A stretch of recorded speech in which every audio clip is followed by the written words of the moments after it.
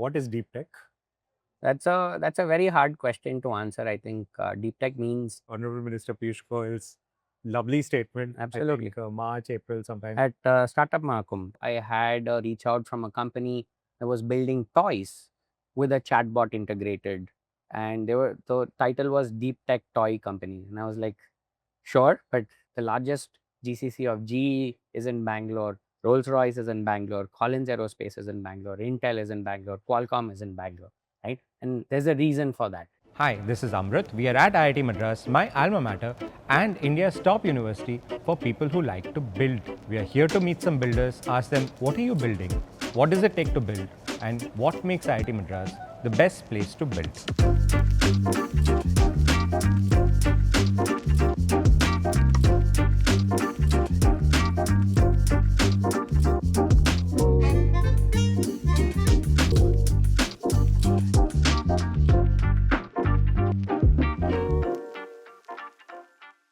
Hello and welcome to the Best Place to Build podcast. Today we are sitting with Manu Iyer. He's the managing partner. Is that the right word? General partner. General partner for Bluehill.VC. It's a venture capital fund that focuses on deep tech investments and has been very active in the Madras, IIT Madras circles. And even before his venture fund, he was individually an investor in a bunch of the early IIT Madras deep tech startups. So, want to understand from him how the ecosystem has developed. Welcome to the podcast. Hey, thank you for having me, Amrut. Manu, if you can start with explaining to us a little bit about how VC works in general, Sure. how VC works in the early stage, and why it's different in deep tech. Sure. And before that, I'll just take a second to define what Blue Hill does. So Blue Hill, you called us a deep tech fund. I today have rechristened ourselves as a Frontier Tech fund. Okay. Today, deep tech is looking extremely crowded. A lot of people are saying deep tech. So we thought we should try to, find our own niche.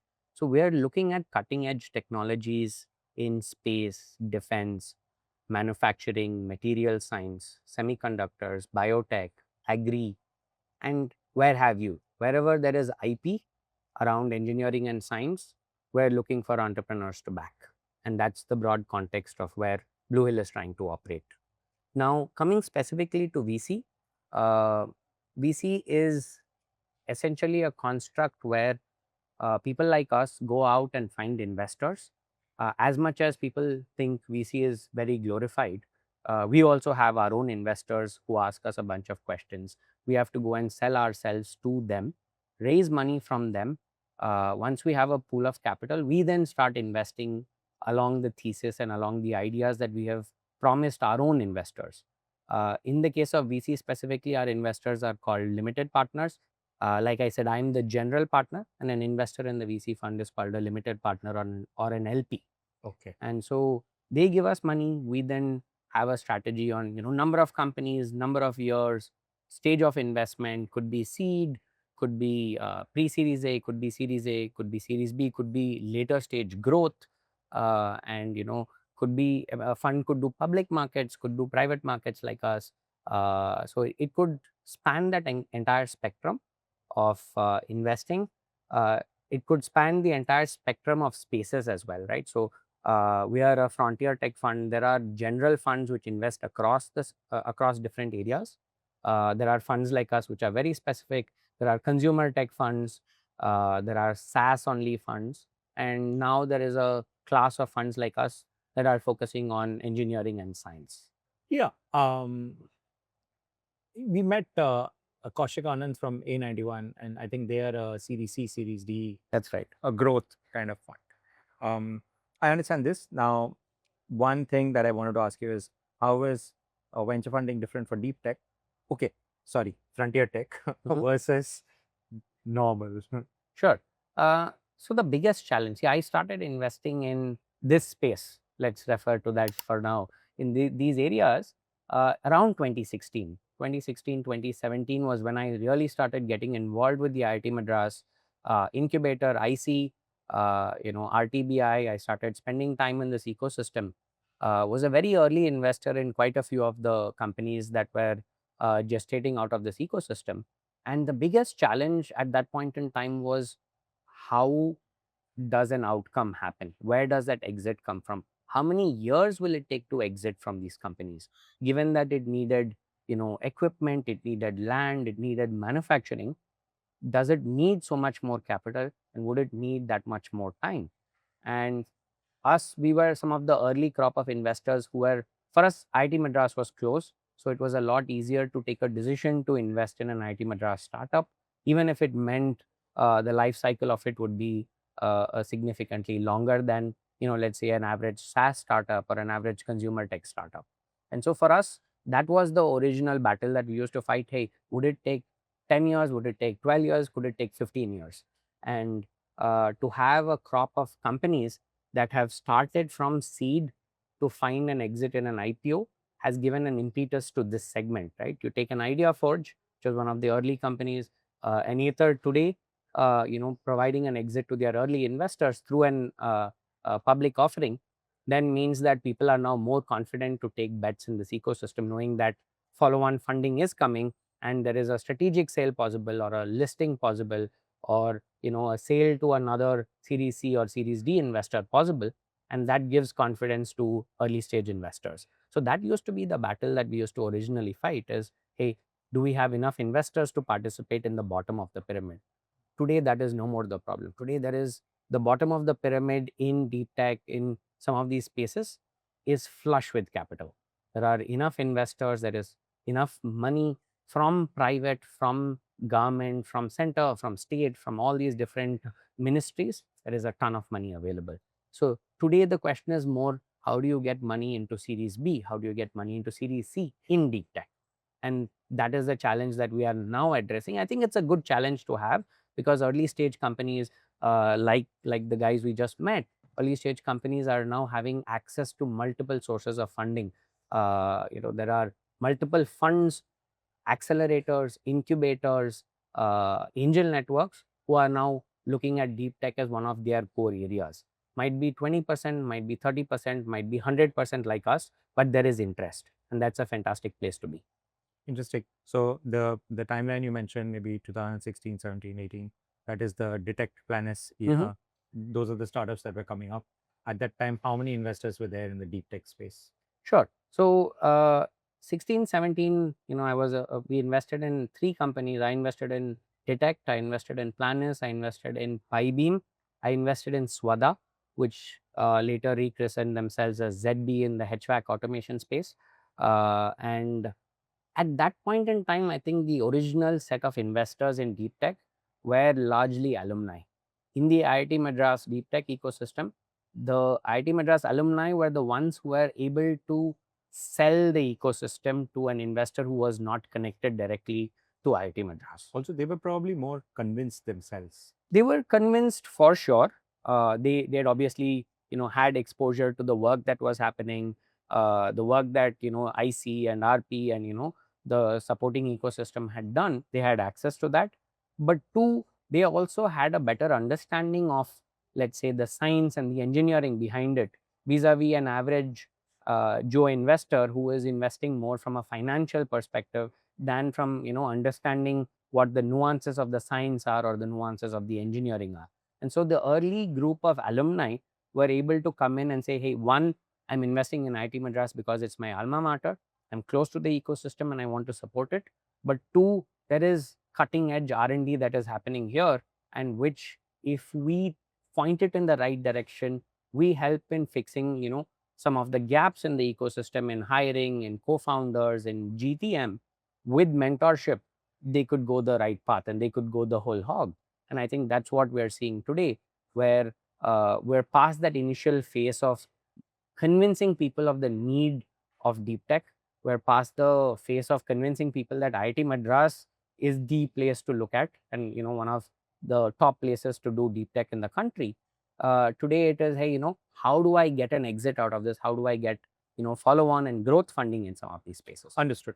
So acknowledge what you're saying, and 2 or 3 things come to mind. One is Honorable Minister Piyush Goyal's lovely statement. Absolutely. I think March, April, sometime At Startup Mahakumbh. at Startup Mahakumbh, he said something like, "I know some of you are running ice cream startups. I wish you would. Delivery startups, yeah. I wish you would run more deep tech startups." And I think the entire ecosystem here just erupted, saying, hello, we have been saying this for I For a don't know long how time, many yeah. years. And we've been doing it. And now, of course, bunch of large media coverage on incubation cell. This year, I think they incubated 100 startups. And a lot of VCs have opened offices in IIT Madras. Absolutely. And if I can just add, the Minister Piyush Goyal has been extremely kind in making as much noise as possible about IIT Madras in any forum that he speaks in. I've seen him in maybe now 5 different events, and wherever he goes, he's like, "Hey, have you guys visited IIT Madras?" It's a great thing. It's a great thing for the ecosystem. It's a great thing for the country. But for my own self, I'm like, "Sir, you need to not." No, I'm now looking at companies in this space, and the more attention it attracts, the less chance of someone like me investing in this ecosystem. If all the big funds, the Accels and the Peak 15s and the Z47s are focusing their attention here, it becomes a little bit more harder for a smaller fund. for a smaller fund like Blue Hill to be sold to some of these founders. But I think he's done a fantastic job in selling A, the need for deep tech, and B, the opportunity that IIT Madras as an ecosystem has brought to the fore to people building in this ecosystem, right? Fair enough. But you won't be a smaller fund forever, right? You'll also be a Oh, absolutely. I think for me, the motivation is very clear. We want to build an institution in this space. Uh, there is a fund called Lux Capital that I always put in front of me. That's my goal. They're a large Fontier Tech fund based in the US. They invest in cutting edge ideas across the globe, and for me, it's a multi-billion-dollar fund. And as I see Blue Hill evolving, we see that as the template to follow in the space that we're investing, and in the impact that our investments will end up creating. Okay. As we are speaking about it, because you mentioned Frontier Tech, what is deep tech? That's a very hard question to answer. I think deep tech means multiple things to different people. I think means multiple people to the same people also. But let me define what it means to us. For us, the focus has been, like I said, on engineering and science. Broadly in that space, there are people who are taking engineering ideas or science ideas that have existed globally and are trying to localize it to the Indian context. That is one space to be. The other space is taking existing state of the art research that exists, adding a small percentage to that, and then creating a company out of that. That is also viable. Both would qualify as deep tech. In our case, we are looking for meaningful differentiation to the state of the art today. We're looking for a meaningful directional change in looking at a problem from first principles, starting from scratch and saying, okay, why are we taking whatever is available as fact, as what the Bible says? Why are we taking it that way? We need to now question from first principles why we are approaching it with this lens, and start from there and try to address that problem. Nice. That's really cool. I guess what's happened is that since deep tech is attracting a lot of funds, the definition has loosened a little bit. It has.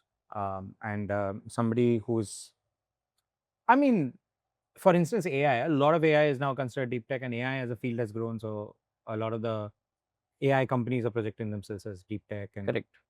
And to your point, and this is not to diss anybody, but I think a couple of weeks ago, I had a reach out from a company that was building toys with a chatbot integrated, and the title was Deep Tech Toy Company, and I was like, sure, but this doesn't fit what we are looking to back.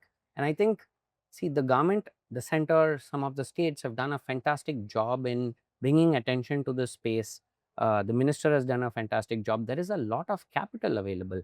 The SIDBI Fund of Fund does a really good job in devolving capital to different funds like us. Today there is focus on supporting funds that are in deep tech. There is now a space tech fund that SIDBI is trying to do. There is a defense tech fund as well. There is this whole lot of noise around the RDI scheme that is coming into place. 1 lakh crores that is being set aside for investment in deep tech. Yeah. Some of that will come to fund of funds. some of that will come to institutions like IIT Madras, and will come to supporting the broader ecosystem. And I think that's a fantastic place to be. And final piece of that is IIT itself is opening a fund. IIT Madras itself is opening a fund. I think it's a good place to be, much needed to back a lot of the innovation that is being built in a place like CFI, to back early checks, early ideas, with such good founders, such good technical skills. Both of us studied at IIT Madras. I do not think we had the wherewithal, the know-how, the drive that some of these kids have today. Correct. And it's crazy that I'm calling some of these guys kids. I mean, I always thought of myself as a kid, but sure. When did you graduate from? 2005. I graduated in 2008, and I feel like when I graduated, there weren't enough challenging engineering opportunities. Maybe there were few, but there were not enough of them. But now it feels like all this IP to enterprise unlocking has allowed a lot of the engineers, maybe like you and me, have the opportunity to do that. I think you hit the nail. I mean, you hit the nail on the head. There weren't as many opportunities in engineering. I think majority of quote unquote engineers went into software in some form or fashion. That has changed quite a bit. One of my selling points to my own investors is we've always had good technical talent, right? We've had good technical talent in aerospace. We have good semiconductor talent, we have good material science talent. It's evident by the type of GCCs that exist in India today. The largest GCC of GE is in Bangalore, Rolls-Royce is in Bangalore, Collins Aerospace is in Bangalore, Intel is in Bangalore, Qualcomm is in Bangalore, right? And there's a reason for that. It's because they are able to get fantastic engineering talent at 1/5 or 1/10 of the price that they would over in the West. Yeah, it's not say 1/5. No, 1/5. I mean, you get 25-30 lakh good engineers. Yeah, I mean, same engineer you would end up paying a fifth, definitely. Like in absolute terms, right? Dollar. I mean, without adjusting for PPP or anything else, pure play USD to INR. I've seen good engineers of those prices, right? I mean, we were looking at multiple companies who are building in the gas turbine space, and each one of these engineers who are working inside a Rolls-Royce or GE were seeing one sliver of that entire engine, right? A guy was working just on the injector design, right? A guy was building just the combustor, right? The other guy was building just the compressor without having a chance to be part of the overall integration, which was happening more at a global level. Today, a bunch of these guys are stepping out and saying, hey, we'll come together in India and we'll build some of this. And that is where you're seeing good engineers saying we will start startups in some of these very hard engineering areas and build successful startups. The confidence that some of these guys come out with is really amazing to see, and the fact that there is now good support mechanisms for some of these guys is a fantastic place to be. Right. So students who are joining IITs now, maybe in our time, some of us turned out to be engineers. Some. A lot more are turning out to be engineers. Is that Today. a fair thing to say? I think that's a very fair thing to say. Lot of people graduated, went to the US, apt, quote unquote, and then went and worked in engineering jobs in the US, right? But how many of Or them, as engineering faculty? or as engineering faculty, but how many have been able to find successful engineering outcomes in India? I think that is changing. Yeah. I'll give you one example. As part of my general journey traveling and meeting people, I had the opportunity to visit Data Patterns. Data Patterns is a large company based out of Chennai. They're in City, which is 30 25 kilometers outside the city, and we visited them. Listed company. They broadly they're labeled as a defense tech company, but we visited them, 800 engineers on site. Okay, it was an absolute eye opener for someone like me. And as I had a half day visit. We were hosted by the CEO founder, and I was talking to some of the engineers there, and they were like, sir, I'm getting paid probably less than I would in an IT job in one of these large IT firms that exist. I'm getting paid a little less than that, but I am working in my area of interest. I'm learning, I'm building, and I'm willing to take that bet for the next 2 years. I will eventually graduate into a more mature job and a higher paying job. But today, this is an investment I'm making in myself. And we're seeing a lot of interesting ideas, interesting companies supporting core engineering talent today. Yeah. I'm also, I want to share with you my story, but before that, I'm also seeing a lot of young people who are coming out and saying our parents were IT folks, Mhm. and there is no way we are doing that job because that was not something that they enjoyed in the Right. first place, because that was probably an option for them to generate wealth or to create impact, Mhm. but it was not something that they enjoyed on a daily basis. And a lot of people are coming and saying, if you have studied engineering and if we get the opportunity, we'll just do engineering. Correct. I think that's the right approach that a lot of the youngsters are taking, is in focusing on what their areas of interest are and looking for opportunities. And I think a place like CFI, right, which maybe you can later just talk about for the benefit of the audience, but a place like CFI just gives people an opportunity to explore, right? It gives you a sandbox to put your engineering learnings into practical world use cases. And I think that's something that we did not have, and I think places like this would just give you, open your mind up, right? The guys we were talking to earlier is talking about the batteries and the just core technology in multiple facets of the world. And He spoke you to us would about the battery, the terminal, the sensors used in his vehicle, the tires, and he was so fluent about it. and you would be I mean, it'd be surprising to think that this guy is a student, right? Yeah. I mean, you could fit him into an a larger startup or an engineering company, and he would probably not be a miss. He would hold Right? his water. He would hold his water, and that is something that this type of ecosystem has done a fantastic job in opening it out for all of these youngsters to learn in a sandbox, in a place where you don't get hurt and no one gets hurt. And when I say hurt, it's not physical hurt, but it's an experimental. You learn without too much to lose, right? Yeah. And that's a fantastic place to be. For the listener, since he brought it up, we are sitting at CFI Center for Innovation. It's a large maker lab kind of environment. We'll show you some stills. People can build anything.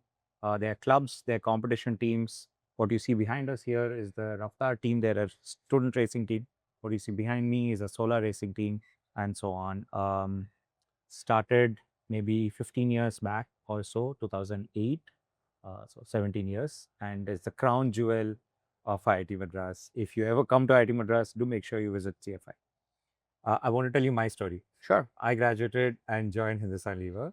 My first job was in factory, but very quickly I realized that the innovation in the factory is limited to maintenance and to making sure costs are low, and not towards creating something new. And I remember very distinctly one of my boss's boss, that kind of like 4 layers above me, he was telling me that if you're really a creative person, then you should be managing people and not machines. I took his advice and left engineering, but I really regret it now. I wish I had stayed in engineering, and I'm very happy now because Right.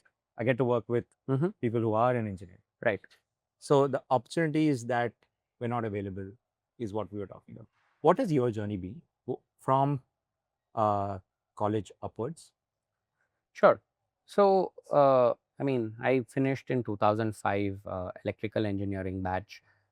In fact, coincidentally, we're having our 20th year reunion at ICSR as we speak, and that group will probably walk through CFI a little later. But no, so I went almost immediately to do my MBA in the US, studied at Duke University, worked in financial services for a few years, was at Merrill, which became Bank of America. A lot of turmoil. This was Lehman Brothers, and that time. I moved back to India in 2011, end of 2011, and I set up my own algo trading strategy. I worked in algo trading in both Merrill and Bank of America, and so I had the opportunity to come to India, set up something on my own to work in algos, ran that for a good 4.5 years, made some capital, made some profits, was able to return money to my own investors. And that got me started on this journey of building Blue Hill, the brand, building, my thesis in investing. In late 2016, I had the opportunity to visit IIT Madras Research Park. I met with Professor Ashok back in the day. Was he a teacher to you when you were in? He was. Not coincidentally, he taught us in 2002 communication systems. So I have vivid memories of him in class in ESB, Sitting on the table with his legs with his crossed. legs. Yeah, it's a whole different time and experience. But yeah, no, he was a teacher. He was part of this group called the TNET group. I think he was the original Dandawala to be, he was building companies while he was inside IIT Madras. And before he was building companies, he was also bringing in a lot of Talent, consultancy to research and support to the ecosystem. That's right.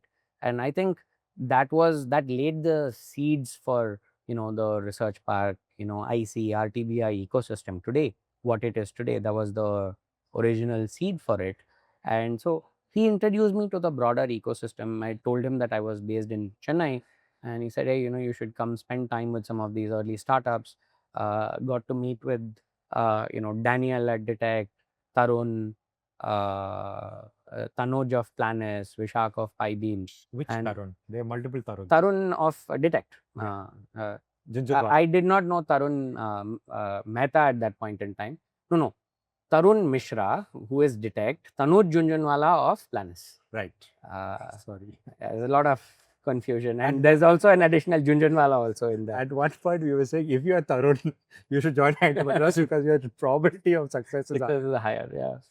So that was so I got introduced to some of these guys, wrote what was their seed checks, and today 6, 7, 8 years on, those have been my most successful investments in the broader deep tech ecosystem, and that essentially laid the seed work for what is the fund today, and my interest in creating a fund in the space.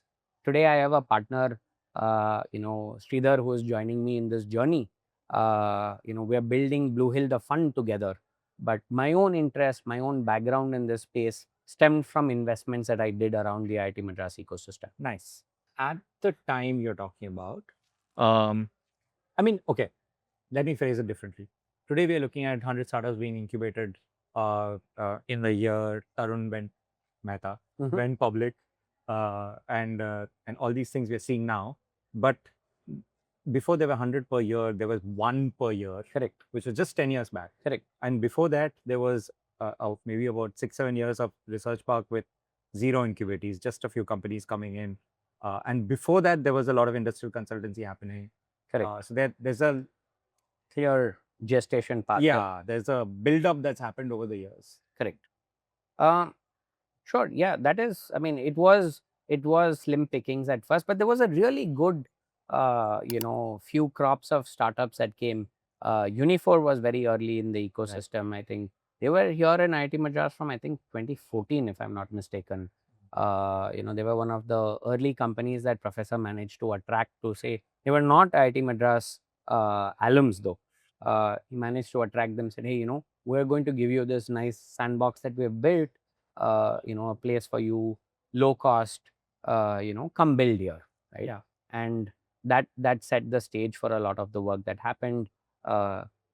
Some of the startups from our CNDE program, the Center for Non-Disruptive Evaluation, Professor Krishnan Balasubramaniam and Professor Prabhu Rajagopal, some of their startups were essentially Detect and Planis and, much later. Yeah, actually on the parallel track of the research park and the CFI and all of that has been that individual professors, their research has matured, they've been able to attract bigger funds, they've set up larger labs. Correct. There's a large pool of IP coming from some of these labs, yeah. The actual work that IIT is known for, which is Correct. Technology research. Absolutely. I think there were some professors who took to it, like a fish to water initially. The early batch was, Professor KB and Prabhu Rajagopal, Satya Chakravarti at NCCRD also started a host of companies. So those were some of the early people who came into the ecosystem, who really created the base of what the ecosystem is today. But having said that, there are a lot more companies who have come in, lot more students who are taking that plunge, Right. lot more professors who are saying, hey, we will now take some time off and maybe build or help in commercializing. I'm seeing that across departments. I'm seeing that across age profiles in professors. And today I think it's also a part of their deliverables is commercialization of research. That was not a thing 10 years ago. Yeah. Today they are being asked to answer to what part of their research is being commercialized, and I think that will continue to catalyze us in the right direction. I have heard that what you're saying is some profs have taken to fish to water, and some profs are avoiding it and focusing on On that. papers. It's interesting. I think prof life is uniquely Unique. different now. It is. My dad was a professor at IIT Kharagpur, so Oh, I yeah. think for him everything is quite different. Wow, He retired maybe about 5-10 years back. So, very nice. Okay. um, and the three professors you mentioned, they have been guests here. Oh, Very lovely. happy. That's fantastic. Anyway, so all of this put together is why we are sitting here and saying best place to build, right? It's not it's not that I came up with it. No, absolutely. It is, Um, yeah. Where do we go from here? Like from your point of view, the next 10 years from IIT Madras startups, from IIT Madras students, what do you expect and what do you think they will come up with? So that's a great question. I think, see, as an investor who has to be a little ahead of the curve, right? We are excited that so many people are, again, in your parlance, willing to build, right? The fact that so many people are willing to take that risk of, stepping out of stepping out of their studies, doing a degree straight into startup, right? Instead of saying, I want to go into a corporate, earn some money, figure it out, or, do higher studies. People are getting their hands down and dirty, right? They're getting into it, getting right into the mix, learning in the process. These are some of the smartest guys. And I think given the right resources, given the right support, given money, I think we will continue to build the best in class companies, the best in class research that is going to come out of here. We're doing all the right things. All the attention that the institution, the incubators, places like CFI have attracted means that we are doing the right thing. The fact that we're number one in the NIRF rankings also means we're doing the right things in terms of R&D, in terms of academia. So the stage is set. There is a clear path forward. I think we need to continue to build on the cutting edge of science, on the cutting edge of engineering. I see that that is definitely the case right in front of us. I see that people are actively attempting to do multiple things, multiple ideas, and they are attempting to do it at a global scale. It's not just India, or it's not just Chennai, or it's not just, one small geography. They are attempting to compete at a global stage. And, I think only good things can come from that. Yeah, I mean, in storytelling parlance, the origin story is set. OJ said, yeah, Yeah, now is the great middle. absolutely. Okay, this is fantastic. I think I've got a lot of information from you. I don't want to push you more on the deep tech side of things. I'm interested to know, in your experience, and there's a little bit of a bias we have that maybe we use the word build Mhm. only to mean enterprise, but actually it's not like that, right? Like the idea of somebody wanting to build something can extend to uh, maybe their research or maybe their first jobs or whatever, Sure. right? How do you see like when you meet people and you think this guy is a builder kind, or this woman is a builder kind of person, what are those markers? Like what do you notice in them? Sure. See, there are two, three different things that, we are looking for actively. One is, I think the most important thing is, the quality of persistence, right? I think, and that's not something you can get out of one meeting. That's not something that you can get out of bumping into somebody at a coffee shop, or having a half an hour conversation.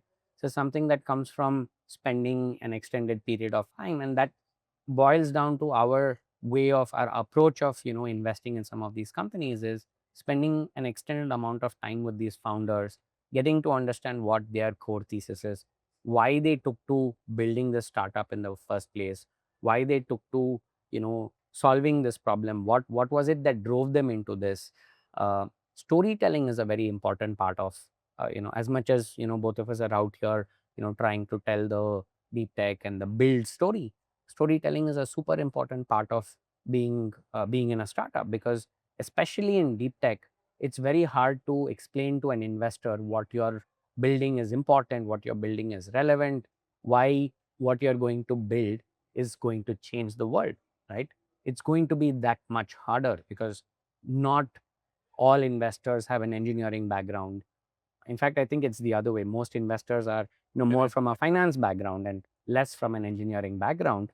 And I think for us, that is actually even one of my prerequisites for hiring.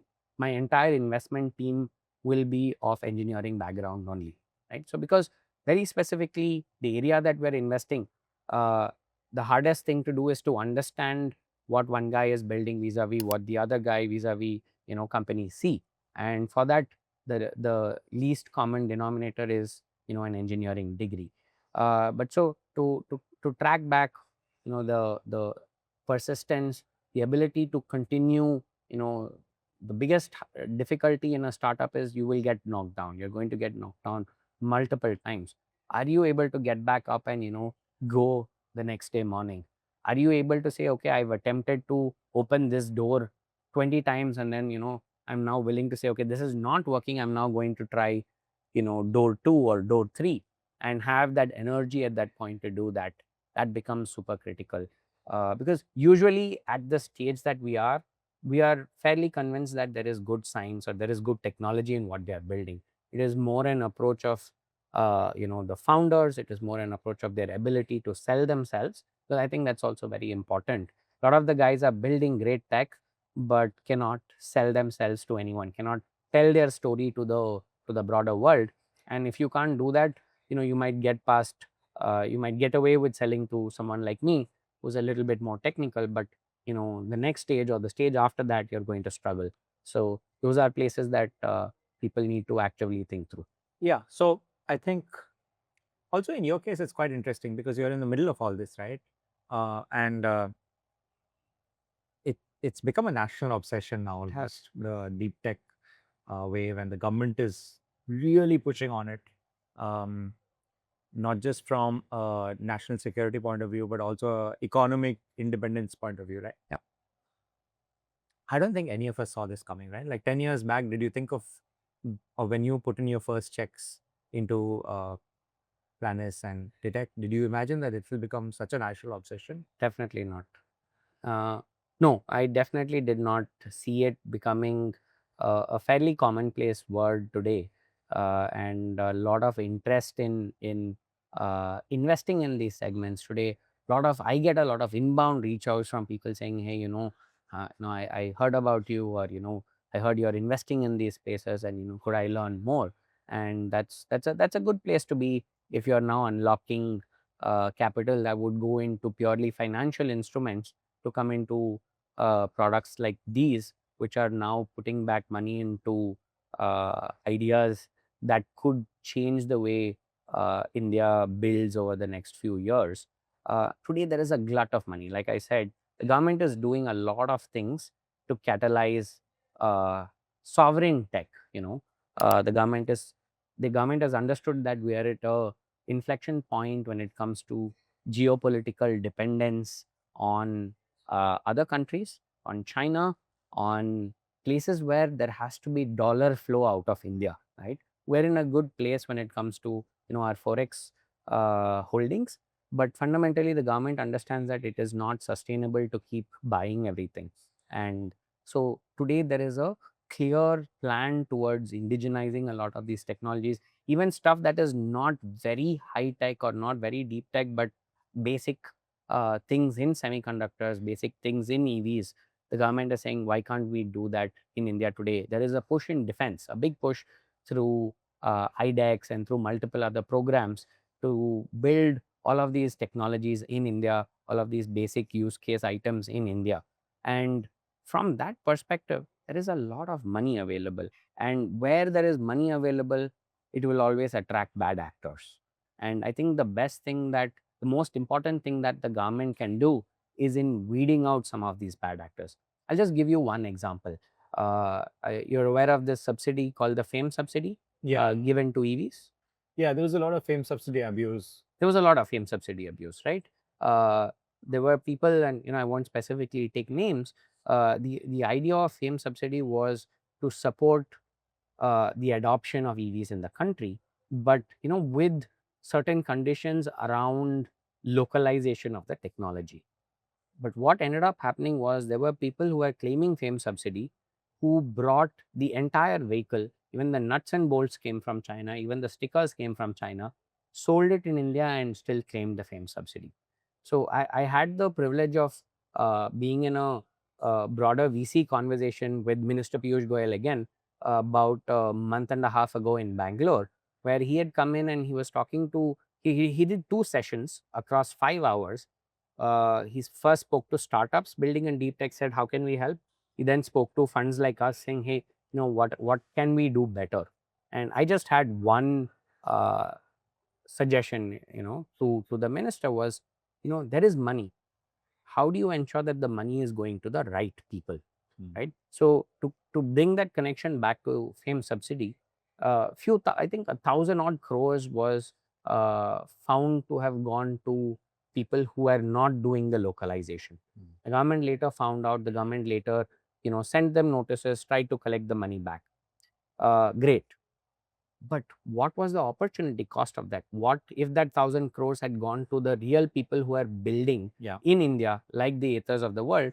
They would have been much further along the path, right? I think across all of these industries, right, in defense, in semiconductors, there is in biotech, the government there are pools of capital available, right?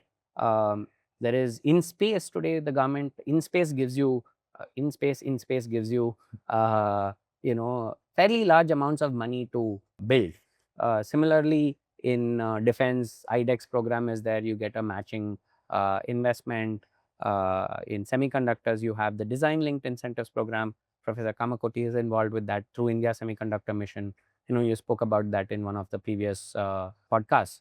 And so I think if we have the right people administering this capital, I think that would go a long way in removing all of these bad actors and ensuring that the right people with the right motivations are backed by this capital. And I think that would go a long way in putting us ahead of the curve.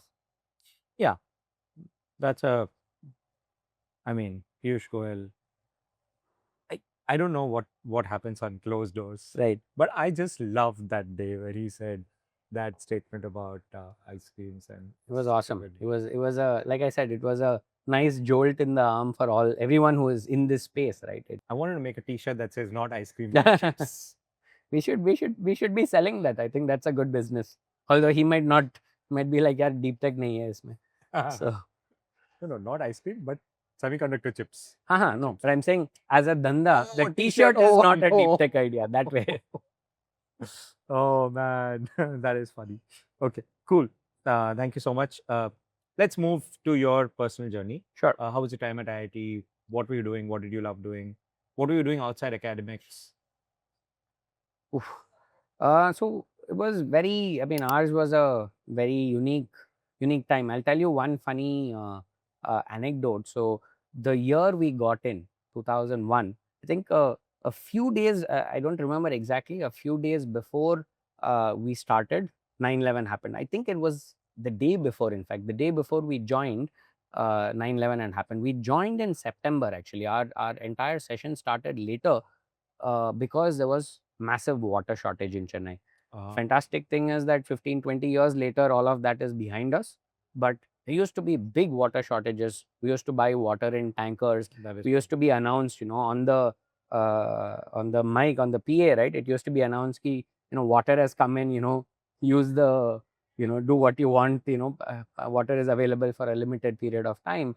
And that we actually ended up starting a little over a month late because there was no water in Chennai, and it was the administration was sure that they could not support a few hundred students coming into the ecosystem, and so that's what delayed us. So it was a very interesting time. So in my period only we got internet in the hostels. I think we got couple of years after we had our own lands at that point in time. We used to have wing to wing lands and interwing and intra-wing lands. But internet happened at that point in time. Yeah. Uh, 2004, I think. 2004 internet came in. I think slightly earlier. They did like test deployments and things like that. So that was an interesting time. We used to, everyone used to play Quake, in our wings, and then there used to be this whole Counter-Strike group that used to play CS and all of that. But outside, we played, me and a group of friends, we played a lot of football, in Sangam, in the quad. We were very active in that ecosystem. But we did not have, anywhere close to the type of ecosystem, the type of opportunities set in front of some of these guys. And I think that's where the ecosystem has really evolved. It has gestated, and today good people have come into the ecosystem and are working here. Nice. But lot of interesting memories. Like I said, my 20th reunion is happening right outside as we speak, and the campus has changed so much. For people who have not been in Chennai in these 20 years, or even in the last 10 years, the campus would be unrecognizable. The amount of development, the number of buildings, high rises, hostels have changed. They've added floors. In our year, I'm guessing you guys would not have had it. In our year, we still had the mess inside the hostel. I had it in 2004. And then you Fine. changed to Himalaya, Himalaya. right? Okay. So for us, we were I think we were the lucky ones. We had the mess right there. I could not imagine having to cycle every time we needed to get a meal and go all the way to the mega mess or the giga mess or whatever it's called now. We did not have to do that. So lot of interesting evolution. I think the only good thing that came out of that is that they called the mess Himalaya, Himalaya and then it fell into a poetic, the Himalaya that feeds the entire the plains earth, beneath, because all the hostels are the Ganga. Ganga and Yamuna. Okay, that's an interesting way to look at it. I still question going and grabbing breakfast. Early morning, it was easy to just amble down to the mess and have a quick breakfast versus having to walk 200, 300, 500 meters and have a meal. But no, I think the interesting thing is there have been brand new courses that have come up, new areas of interest, new areas of research. Yeah. The ecosystem has evolved, the institution has evolved in the right direction. The energy on campus is palpable. Yeah. Everyone is raring to go. Yeah.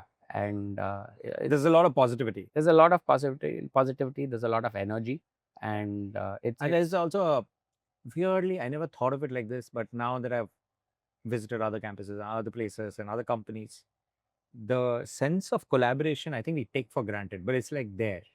yeah, you think it's more in IIT Madras than I mean, students. Okay. For sure. That's awesome. That's awesome. I hear these stories in placements. I don't know if it happened in your end. I didn't sit for placement because I already had a job. Students helping their wingmates, things like that. It's very heartwarming. That's awesome. Also in the startup space, because if you're starting up, who's going to join you, right? Right. Friends only. Very immediate friends. Really cool. I never thought about it. I mean, camaraderie and that initial support is super important. And I don't have a benchmark. Now I know how it was when I was there, but haven't kept up with how it translates. Yeah. Okay, Manu, thank you so much. Any parting words, or should we close? No, I think kudos to what you are doing, Amrut, in bringing light to what is happening in this ecosystem.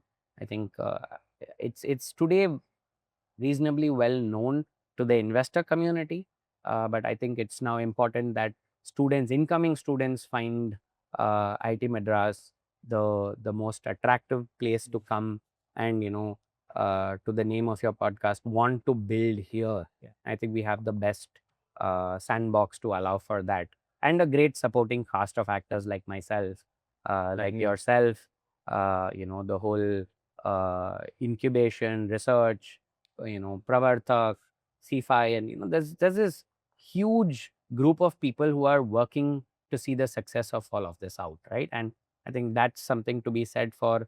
That's something that's very unique to IIT Madras, and I'm excited to have been an early part of this, and I continue to be a very active member in this ecosystem. So lovely to be on, Amrut, and thanks for having me. Thank you. Welcome. Okay, there you have it. That's today's episode. Please like, share, subscribe, leave a comment, and follow us. Follow Manu. Follow his venture fund on. Yeah, I'm on LinkedIn. That's the best place to reach out to me, and on Twitter as well, but much less active. Okay, thank you.